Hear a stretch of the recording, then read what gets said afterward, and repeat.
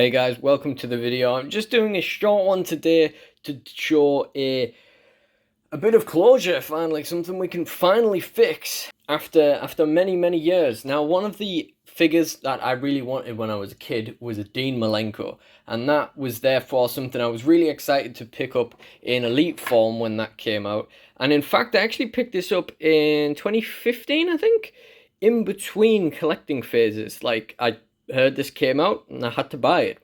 But the problem with my Dean Malenko straight out the box, and I've never seen this issue with any other figure, is this warped boot.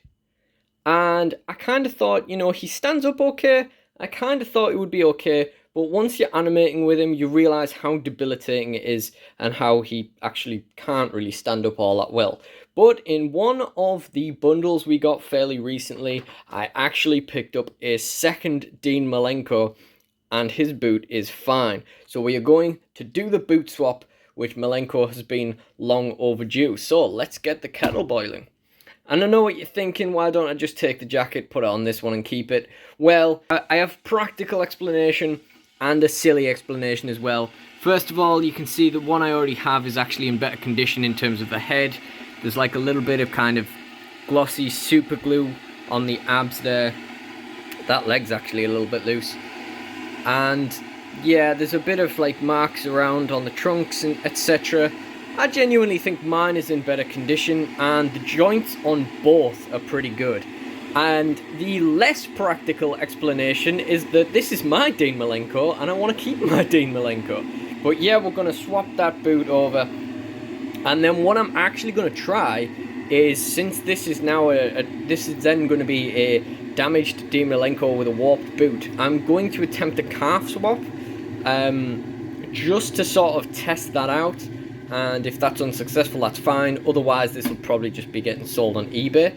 But yeah, this is like, what, 8 years in the making? And I'm finally getting to fix that boot. I'm actually so neurotic in terms of like wanting to keep the Malenko I started off with. I'm actually so neurotic, I kind of want to keep the warped boot as well. Okay. So, we're getting ourselves a bowl. We'll fill that up. Doesn't need to be too deep. These guys are both very short and they also have short boots on. And we're just going to stick both feet in, because why not? And we will be back in a few minutes. Okay, so let's get Malenko number 1 out. Let's see if that boot is going to come off. There we go. And Malenko number 2.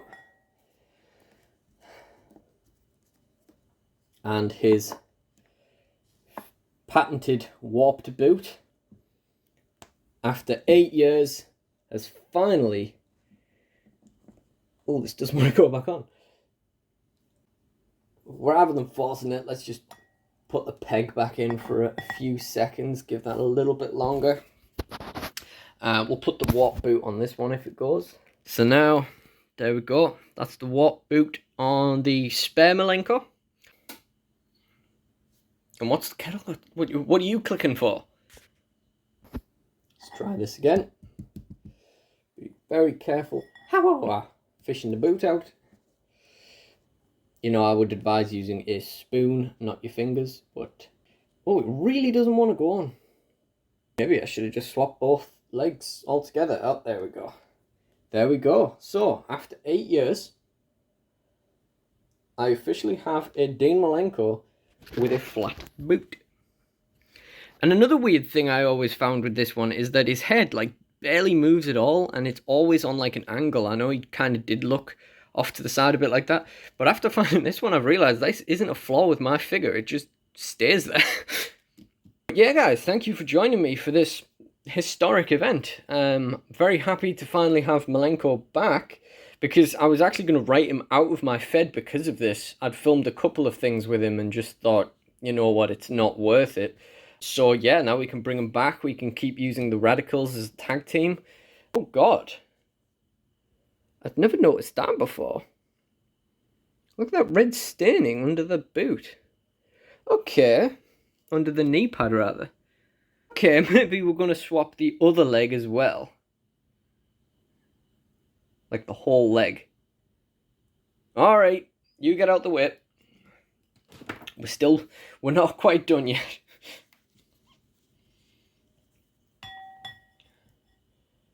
It's a good thing I spotted that. Yeah, we're going to need a bigger bowl. Now, I've just boiled the kettle again because the thing is with these thigh swaps is you really need the water to be like absolutely as warm as it can be. And I still can't seem to fit these into one bowl.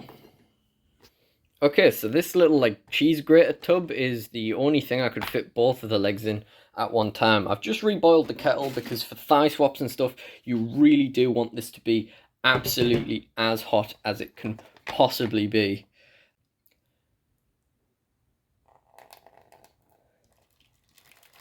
And I now don't think there's going to be enough water to actually submerge them. Nope. Okay, boiling again. God, this is becoming fast quite quickly. Alright, start again. And we're going to fully submerge them and just leave those for a little while longer than we normally would, because again you want to really get these warmed up with thigh swaps and stuff. I've only done a thigh swap once, and that was when I basically, with my blue Shawn Michaels Elite, I harvested the best parts of 3 different ones and still somehow ended up with one with kind of crap joints. So yeah, but the one thing I did learn from doing that was that you know, you really need to get the legs like heated up very, very much. It takes a little bit longer to kind of get them to where they need to be.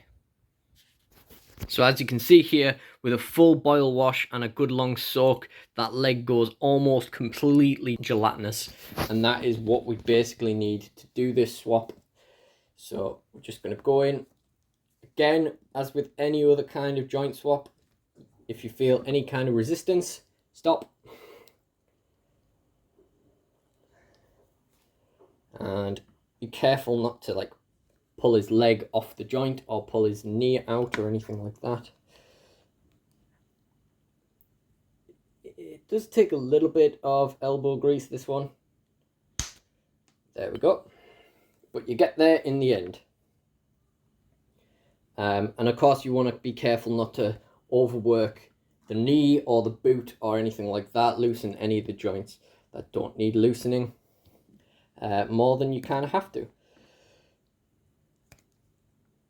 Oh, that is scalding hot.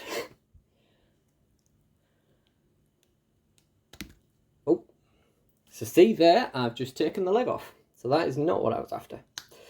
But it's very easy to do. There's actually a red mark on the upper knee as well. I don't know how I've never noticed that before. Maybe I should have just taken the whole leg off them both. Yep, that's going to be easier. Okay, I'm going to pop that back in there. The farce is continuing so far. So yeah, we'll just lob that one off, get the stained red leg on the scrap Malenko, and then just give that a few more seconds to heat up to reconstruct that leg. That's probably all the time we really need. This isn't going to take very long, it just needs heating up a little bit more. And this is absolutely the first time I've ever taken the leg joint completely off. Push that back in there and push that back on there.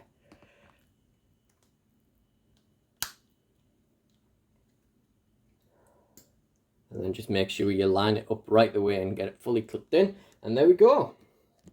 So, a little bit more work than we expected. But we have one fully fixed up Malenko with a flat boot and not a red stained leg, and one scrap Malenko with a red stained leg and a warped boot. And yeah, that's kind of a bit of a throwaway figure now, isn't it? I might actually just use that for a custom or something, because yeah, that's, I don't know, like I say, I could experiment with calf swapping and stuff like that with it, but yeah.